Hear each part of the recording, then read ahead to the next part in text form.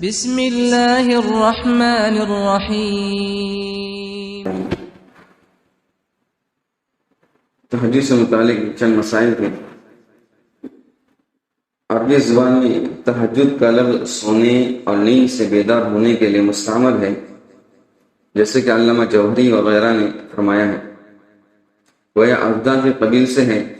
بعضوں نے کہا کہ ہجود تو سونے کے لیے استعمال ہوتا ہے اور تہجد نیند کے ازالے اور بیدار ہونے کے لیے۔ امام طبری رحمۃ اللہ علیہ نے کئی اسلاف سے نقل فرمایا کہ تہجد کا مطلب ہے سونے کے بعد بیدار ہونا۔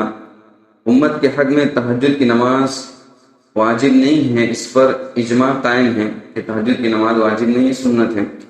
تاہم حضور صلی اللہ علیہ وسلم پر واجب تھی یا نہیں، اس میں اختلاف ہے۔ قرآنی آیات اور صحیحین بخاری مسلم وغیرہ کی بکثرت احادیث کی روشنی میں تہجد کی نماز بالاجماع سنت ہے۔ بعض فقہا نے اس کے سنت مؤکدہ ہونے کی صراحت فرمائی ہے۔ فقہی اعتبار سے رات کو سو کر اٹھنے کے بعد جو نماز پڑھی جائیں گی، رات کو سو کر اٹھنے کے بعد جو نماز پڑھی جائیں گی اسے تہجد کہا جائے گا۔ لہذا عشاء کی نماز اور نیند کے بعد جو سنت پڑھی جائیں گی اسے تہجد کہا جائے گا۔ اگر عشاء کی فرض نماز سے پہلے بھی سو کر اٹھے پھر عشاء پڑھ لے تو اس کے بعد تہجد پڑھ سکتا ہے۔ بعض علماء کے نزدیک عام وقت میں یعنی عشاء کا وقت ہونے کے بعد سونا ضروری ہے، اور بعضوں کے نزدیک عشاء کے وقت سے پہلے ہی سو کر اٹھے تب بھی عشاء کی نماز پڑھنے کے بعد تہجد پڑھ سکتا ہے۔ مسافر عشاء کو جمع تقدیم کر کے مغرب کی نماز کے بعد پڑھ لے تو وہ بھی سو کر اٹھنے کے بعد تہجد پڑھ سکتا ہے۔ تو گویا تہجد کی صحت کے لیے اس سے پہلے عشاء کی نماز اور نیند دونوں کا پایا جانا ضروری ہے۔ اگر سو کر اٹھنے کے بعد کوئی شخص وتر یا کسی فرض نماز کی قضا یا نظر وغیرہ کی نماز پڑھ لے تو اس سے بھی تہجد کی فضیلت حاصل ہو جائیں گی۔ اگر کسی کی ذمہ قضا نمازیں ہیں اور وہ عشاء کی نماز کے بعد سو گیا، اب سو کر اٹھ کر وہ قضا نماز ہی پڑھ رہا ہے تو گویا کہ تہجد کی نماز کا اس کو ثواب حاصل ہو رہا ہے۔ تہجد میں رکعت کی کوئی تعداد متعین نہیں، جتنی بھی چاہے پڑھ سکتا ہے۔ یعنی ایک مرتبہ سو کر اٹھنے کے بعد آدمی 100 رکعت پڑھے، 200 رکعت پڑھے، اس کی کوئی تعداد نہیں ہے۔ ایک قول یہ ہے کہ اس کی زیادہ سے زیادہ 12 رکعت ہے، ایک قول یہ ہے کہ زیادہ سے زیادہ 12 رکعت ہے، اور ایک قول کے حساب سے جتنی چاہے نمازیں پڑھ سکتا ہے۔ جو تہجد کا عادی ہو بنا کسی مجبوری کے اسے چھوڑنا مکروہ ہے، مجبوری نہیں ہے، اٹھا ہے پھر بھی نہیں پڑھ رہا ہے تو اس کے حق میں مکروہ ہو جائے گا۔ جو تہجد کا عادی ہے اس کو چاہے کہ روزانہ تہجد پڑھ لے، جیسے کہ حدیث نمبر 12 سے واضح ہو گیا جس میں اللہ کے رسول صلی اللہ علیہ وسلم نے حضرت عبداللہ بن عمرو سے فرمایا تھا، اے عبداللہ تم فلاں کی طرح مت بن جانا کہ وہ پہلے رات میں نماز پڑھا کرتا تھا پھر اسے چھوڑ دیا۔ اگر چھوٹ جائے تو اس کی قضا مستحب ہے۔ کسی کی رات میں تہجد چھوٹ گئی تو دن میں پڑھ سکتا ہے، دن میں اس کی قضا کر سکتا ہے۔ نفل مطلق رات میں دن کے مقابلے میں زیادہ افضل ہے، جیسے کہ حدیث نمبر 2 میں مسلم شریف کی حدیث کے حوالے سے گزر گئی کہ رات کی جو نمازیں ہیں وہ دن کے مقابلے میں افضل ہیں۔ قیام لیل اور رات کی نماز کی فضیلت کے لیے سو کر اٹھنا کوئی ضروری نہیں ہے۔ کوئی سویا نہیں ہے، اس سے پہلے رات میں نماز پڑھتا ہے، وہ جاگتا ہے راتوں میں، اس میں اس کو قیام اللیل کہنے گا۔ رات کی نماز سنت نماز پڑھتا ہو قیام اللیل کی 2 رکعت تو جتنے چاہے وہ رات کی نمازیں پڑھ سکتا ہے۔ تہجد بولنے کے لیے کم سے کم ایک ڈلکا ہونا کیا ہے ضروری ہے۔ گرچہ کوئی بیٹھے بھی ڈلکا دیتا ہے، مانڈی مار کے کوئی بیٹھا ہے اور ویسے ہی کیا کرتا ہے ایک مرتبہ جھوک آ گئی تو وہ تہجد کا اب لفظ بول سکتا ہے۔ قیام اللیل اور رات کی نماز کی فضیلت کے لیے سو کر اٹھنا کوئی ضرور نہیں ہے، وہ صرف تہجد کے لیے شرط ہے۔ کوئی اگر رات بھر جاگ کر نماز وغیرہ عبادت میں مشغول ہو تو یہ بھی قیام اللیل ہے، وہ اس پر تہجد کا اطلاق نہ ہو۔ ہمیشہ مکمل رات جاگنا مکروہ ہے، پوری رات جاگ رہا ہے، 1 سیکنڈ بھی سو نہیں رہا ہے کوئی تو یہ اس کے لیے مکروہ ہے، گرچہ عبادت میں جاگے، کیونکہ بخاری مسلم کی روایت میں اس سے منع کیا گیا ہے، نیز عموماً یہ نقصان کا باعث ہوگا۔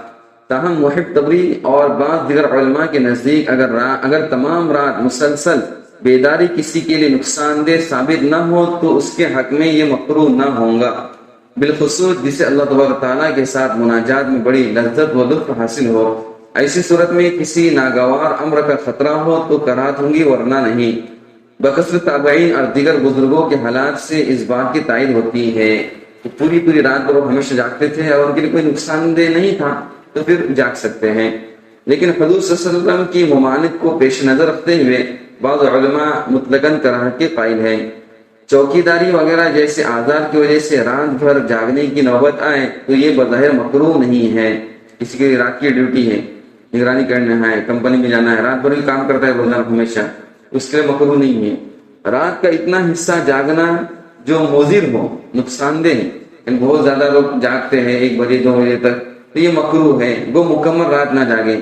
بعض راتوں کو مکمل جاگ کر عبادت میں گزارنا مکروہ نہیں ہے، چند رات پورے سال بھر میں جاگتا ہے عبادت میں تو وہ مکروہ نہیں ہے۔ بخاری مسلم میں آیا ہے کہ آپ صلی اللہ علیہ وسلم رمضان کا آخری عشرہ تمام رات عبادت میں گزار دیتے تھے۔ رمضان کے آخری عشرے اور دونوں عید کی راتوں کو مکمل جاگ کر عبادت میں گزارنا یہ مستحب ہے۔ صرف جمعہ کی رات کو یعنی جمعرات اور جمعہ کے درمیانی جو شب رات آتی ہے نماز کے ساتھ خاص کرنا مکروہ ہے۔ تو یہ ہفتے بھر تہجد پڑھتا نہیں ہے اور صرف جمعہ کی رات میں ہی پڑھتا ہے اور اسی رات پوری جاگتا ہے تو یہ اس کے لیے مکروہ ہے، کیونکہ صحیح مسلم کی حدیث میں اس سے منع کیا گیا ہے۔ کسی دوسری رات کو اس طرح نماز یا کسی دوسری عبادت کے ساتھ مخصوص کرنا مکروہ نہیں ہے۔ جمعہ کے علاوہ کی دوسری رات اتوار ہے یا پیر ہے، اس میں اگر وہ جاگتا ہے تو یہ مکروہ نہیں ہے۔ صرف جمعہ کی رات کو کوئی جاگتا ہے تو حدیث میں اس کی ممانعت آئی ہے۔ اسی طرح شب جمعہ کو نماز کے علاوہ، جمعہ کی رات خالی نماز نہیں پڑھ رہا بلکہ جمعہ نماز کے علاوہ تلاوت، ذکر اور درود شریف وغیرہ عبادات کے ساتھ مخصوص کرنے میں کوئی کراہت نہیں ہے۔ کوئی رات میں جاگتا ہے جمعہ کی اور صرف درود شریف پڑھتا ہے، ذکر کرتا ہے، تلاوت کرتا ہے تو اس میں کوئی حرج نہیں، بلکہ اس رات درود شریف کی کثرت کی بڑی اہمیت ہے۔ بعضوں کے خیال میں اس رات درود پڑھنا بجز سورہ کہف کے قرآن کی تلاوت سے بھی افضل ہے۔ جمعہ کی رات میں درود شریف پڑھنا زیادہ سے زیادہ قرآن کی تلاوت سے افضل ہے سورہ کہف کے۔ سورہ کہف کا وقت سمجھو کہ مغرب سے مغرب تک رہتا ہے، جمعہ رات کی مغرب کے بعد شروع ہوتا ہے تو جمعہ کی مغرب تک رہتا ہے، تو سورہ کہف کے علاوہ قرآن کی تلاوت سے بھی افضل یہ ہے کہ درود شریف پڑھا جائے جمعہ کی رات میں۔ اگر جمعہ کے ساتھ اس سے پہلے کی یا بعد کی رات میں بھی جاگے تو کراہت ختم ہو گئی۔ کوئی جمعہ کو ہی صرف جاگتا ہے تو مکروہ ہے، لیکن جمعہ کی رات کے ساتھ جمعہ سنیچر کی رات یا ایک کہ جمعرات کی رات جاگتا ہے، 1-2 دن آگے پیچھے بھی جاگتا ہے تو پھر مکروہ نہیں رہے گا۔ اگر کسی نمازی یا سونے والے شخص وغیرہ کو تکلیف نہ ہو تو رات کی نفل مطلق میں آواز سے جہرن اور سر کے درمیان تلاوت کرنا مستحب ہے۔ عورت کے لیے یہ حکم اس وقت ہے جبکہ کسی اجنبی مرد کو اس کی آواز سنائی نہ دیں۔ بعضوں کے نزدیک بہتر یہ ہے کہ کبھی آواز سے اور کبھی آہستہ تلاوت کرے۔ رات کے اندر جب نماز وغیرہ پڑھیں گے، اس میں قرآن پڑھیں گے تو تھوڑی آواز سے پڑھیں تو اس کے کان میں بھی آ جائے تاکہ اس کو بیداری حاصل ہو جائے۔ تو یہ رات کی نماز میں کچھ آواز سے پڑھنا یہ مستحب ہے۔ مسائل تھے۔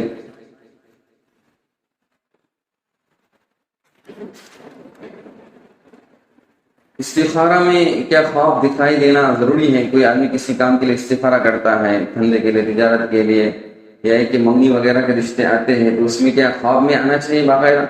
جیسے کہ بات معلوم ہی تھی اس سے پہلے کہ استخارہ یا اللہ سے مشورہ کرنا ہے، کوئی بھی کام کرنا ہے تو پہلے استخارہ کی 2 رکعت نماز پڑھنی ہے اور پھر اس کام کو کرنا ہے تو اللہ تبارک تعالیٰ اس میں خیر پیدا کر دیں گے۔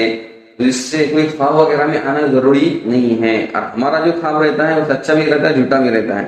نبی کا جو خواب رہتا ہے وہ سچا رہتا ہے، جیسے کہ حضرت ابراہیم السلام نے خواب میں دیکھا اپنے بیٹے کو کیا کر رہے ہیں، ذبح کر رہے تھے۔ نبی کا خواب جو رہتا ہے وہ سچا رہتا ہے، اور ہمارا خواب سچا بھی رہتا ہے، جھوٹا بھی رہتا ہے۔ اس سے ہمارے خواب پر اعتماد اور اعتبار نہیں کیا جا سکتا، بس اس کا دل کا رجحان دیکھا جائے گا۔ جس کام کو کرنے جا رہا ہے اس کام کو کنڈیشن معلوم کریں، اس کے متعلق جو ماہر لوگ ہیں ان سے مشورہ کریں، ان سے اس کے حالات کو معلوم کر لیں۔ اسی طرح کبھی منگنی کا مشورہ، کسی کا پیغام آیا تو اس کے مطابق معلوم کریں کہ بچے کی کنڈیشن کیسی ہے، بچہ دیندار ہے یا نہیں ہے۔ تو اس طرح کے حالات معلوم کر کے ہم کیا کر سکتے ہیں، اس کو عمل میں لایا جا سکتا ہے۔ باقاعدہ کوئی خواب آئے کوئی ضروری نہیں ہے۔ مورتی بنانے کے لیے پیسے دینا. ایک بلڈر صاحب کا فون آیا, کہہ رہے ہیں کسی مسلمان بھائی کو کہ ہمارے یہاں مندر کے اندر مورتی بنانا ہے, بڑی قیمتی مورتیاں ہیں سونے وغیرہ کی, لہٰذا آپ کے 2 لاکھ روپے ہم کو چاہیے.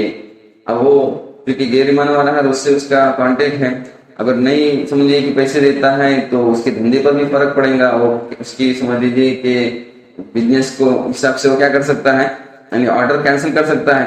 تو اس صورت میں کیا کرے, مورتی کو پیسے دے سکتا ہے کہ نہیں دے سکتا؟ تو شریعت کے اندر جیسے کہ معلوم ہے وَلَا تَعَاوَنُوا عَلَى الْإِثْمِ وَالْعُدْوَانِ, گناہ کے کام میں اور عدوان جو تجاوز کے کام ہے اس کے اندر مدد نہیں کرنا ہے. لہذا جو صریح بالکل کیا ہے, گویا کہ جس کے ذریعے شرک ہوگا اس میں تعاون کرنا, گویا کہ گناہ کے کام میں تعاون کرنا ہے, جو جائز نہیں ہے. البتہ تو اس کو یہ کہہ سکتا ہے کہ ہمارے ان پیسوں کے ذریعے سے آپ کیا کرو, کھانا وغیرہ کھلانا ہے, آپ کو دعوت کرنا ہے, دوسرے کچھ کام کرنا ہے تو یہ کرا سکتے ہیں. البتہ ہمارے پیسے کو کسی طرح مورتی کے اندر استعمال نہیں کرنا ہے. اگر یہ کہہ کے دیے جاتے ہیں تو اس میں حرج نہیں ہوگا. اپنا کام یہ ہے کہ ہم اس کو بول دیں بابا ہم مورتی بنانے کے لیے جو آپ کا مندر جو بن رہا ہے یہاں پر ہم تعاون نہیں کر سکتے, ہمارا کام دوسری چیزوں کے اندر, ہمارے پیسے دوسری چیزوں کے اندر یوز کیجیے آپ. بینک میں ATM کے چارج کو سود کے پیسوں سے بھرنے کا کیا حکم ہے؟ بینک کے اندر جو ATM اگر ہم استعمال کرتے ہیں تو اس کا کچھ چارج آتا رہتا ہے, 100 روپے 200 روپے. ہم چونکہ ATM سے فائدہ اٹھاتے رہتے ہیں اور اسی بینک سے ہم کو انٹرسٹ کی رقم بھی آ رہی ہے, سود کی رقم بھی آ رہی ہے, تو اس کے ہم اس کی تلافی میں بھر سکتے ہیں کیا؟ جیسے کہ بات معلوم ہوئی تھی کہ انٹرسٹ کا جو رقم ہے, سود کا رقم ہے, یہ اپنی ذات کی فائدے کے ہم استعمال نہیں کر سکتے. یہ تو غریبوں کے لیے دینا کیا ہوتا ہے, ضروری ہوتا ہے. جہاں پر پبلک کا استعمال ہے وہاں پر ہم استعمال کر سکتے ہیں. اگر ہم ATM کے چارج کے اندر اس کو بھر دیں گے تو گویا کہ سود کا پیسہ ہم اپنے لیے استعمال کر رہے ہیں, ایسا ہو جائے گا جو جائز نہیں ہے. اگر مالدار شخص ہے تو اس کے لیے جائز نہیں ہے. غریب آدمی ہے تو اس کے لیے گنجائش کر سکتے ہیں جو خود گویا کہ سود کے پیسوں کا مستحق ہے. کیا الٹی سے وضو ٹوٹ جاتا ہے؟ اگر کوئی الٹی کرتا ہے تو شوفے میں الٹی سے وضو نہیں ٹوٹتا. احناف کے نزدیک اگر منہ بھر کر الٹی کس نے کی ہے تو ٹوٹ جائے گا, ورنہ معمولی ہے جس سے منہ بھر کو وضو نہیں ہے تو پھر اس سے وضو نہیں ٹوٹے گا احناف کے نزدیک. اور شوفے کے نزدیک سمجھ لیجیے کہ منہ بھر کر ہو جائے کیسے ہو جائے تو اس سے وضو نہیں ٹوٹتا. البتہ نماز کے لیے جانا ہے تو پھر کیا کرے, کلی کر کے چلے جائے. الٹی اگر اندر سے آئی ہے تو ناپاک ہے, اس کا منہ ناپاک ہو گیا ہے, کلی کرے اور پھر نماز پڑھے. زکوٰۃ کی رقم اگر آن لائن یا پے ٹی ایم یا گوگل پے سے کسی کو دے دے تو یہ زکوٰۃ ادا ہوگی کہ نہیں ہوگی؟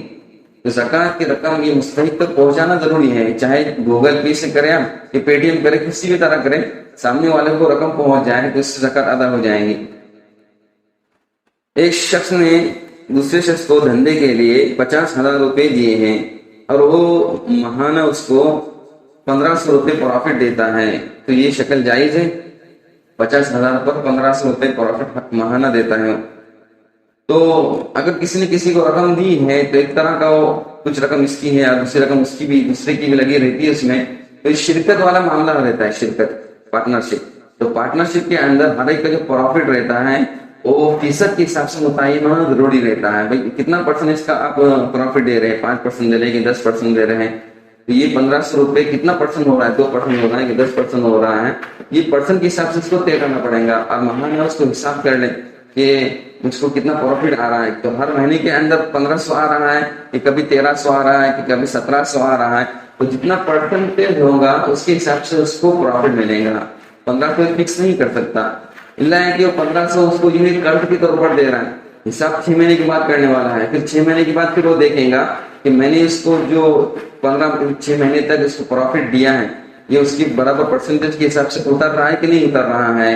اگر اتر رہا ہے تو ٹھیک ہے, یا کہ زیادہ اگر دیا ہے تو اس سے واپس دینا پڑے گا, کم دیا ہے تو اس کو ریٹرن کرنا پڑے گا. اس طرح سمجھ لیجیے کہ پرسنٹیج کے حساب سے طے ہوگا, ورنہ فکس نہیں کر سکتے. فکس کریں گا تو انٹرسٹ ہو جائیں گے, سود ہو جائیں گا. بینک کے اندر بھی رقم کوئی جمع کر دیں گے, کسی نے رقم جمع کر دی بینک کے اندر 2-4 لاکھ روپے, تو بھی فکس کیا دیتے ہو, اس پر وہ سود دیتے ہیں, پروفٹ دیتے ہیں, تو یہ صحیح نہیں ہے. اسی طرح یہاں پر بزنس کے اندر بھی اس کو پرسنٹیج طے کرنا پڑے گا.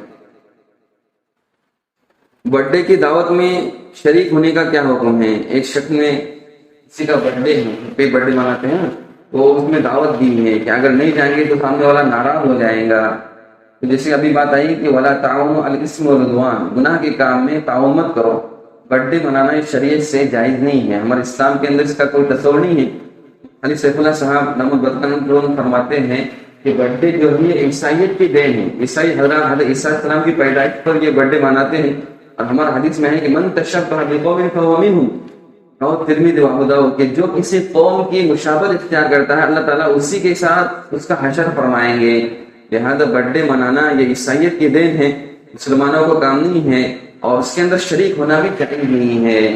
لہذا گناہ کے کام کے اندر ہم شریک ہوں گے تو ہم گناہ کے اندر گویا کے برابر شریک ہو جائیں گے، ہم کو بھی اتنا گناہ ملے گا. اللہ کی رضامندی کو ہمیں پیش نظر رکھنا ہے. مخلوق ناراض ہو جائے اس کے ڈر سے ہم جائے تو یہ اچھی بات نہیں ہے. ہم ایمان والے ہیں تو ایمان والے کو اللہ کی رضامندی کو پیش نظر رکھنا چاہیے.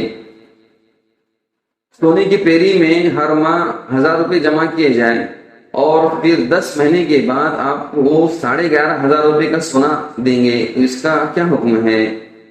سونے کی پیری میں ہر مہینے 1000 روپے جمع کرنے اور 10 مہینے تک جمع کرتے رہنے کے، 10 مہینے جب کمپلیٹ ہو جائیں گے نا تو پھر اس کے بعد آپ کو 11,500 روپے کا سونا دیں گے، 11,500 روپے کا تو سونا دیں گے. تو اس کا کیا حکم ہے؟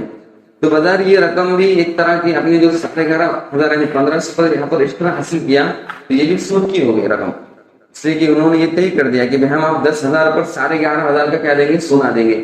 تو جو فکس کر رہے ہیں اس کی وجہ سے یہ بھی سود میں داخل ہو رہا ہے، جو شکل جائز نہیں ہے.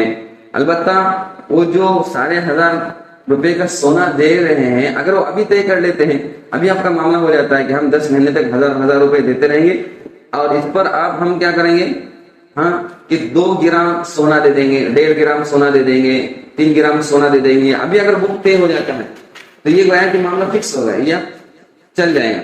لیکن وہ کہہ رہے ہیں کہ ہم 10 مہینے کے بعد آپ کو اس وقت جو سونے کا ریٹ رہے گا کیا رہے گا تو اس کے حساب سے کیا دیں گے، ہم آپ کو اتنی مقدار میں سونا دیں گے. اور کتنی مقدار میں سونا دیں گے، کتنا سونا ہے تو معلوم نہیں ہے، جو مجہول ہو گئے. تو 10,000 پر ہم کو کتنا سونا ملنے والا ہے یہ مجہول ہے، جو معلوم نہیں ہے.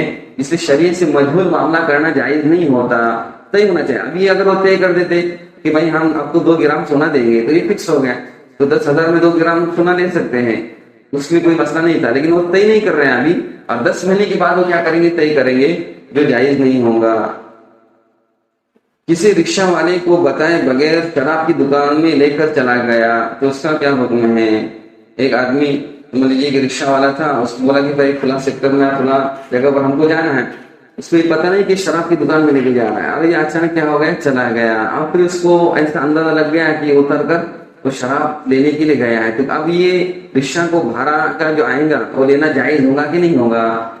تو اس صورت میں چونکہ اس کو معلوم نہیں تھا بیچارے کو، اور وہ اچانک کیا ہو گیا، وہ وہاں پر اس کو لے کے چلا گیا، اس میں اس کا کوئی قصور نہیں ہے، اس لیے وہ اس کے لیے جائز ہے. پہلے سے اگر معلوم ہوتا کہ بھائی شراب کی دکان میں اس کو جانا ہے یا کہ پتہ چل رہا ہے کہ شرابی کی دکان میں میرے کو لے کے جا رہا ہے، تو پھر اس صورت میں وہاں پر جانا اور پھر وہ کمائی حلال نہیں رہی گی اس کے لیے. لیکن اس کو معلوم نہیں تھا، اچانک وہ لے کے چلا گیا اور پھر سمجھ لیجیے کہ وہ شراب لیتا ہے تو اس میں اس کا کوئی قصور نہیں ہے.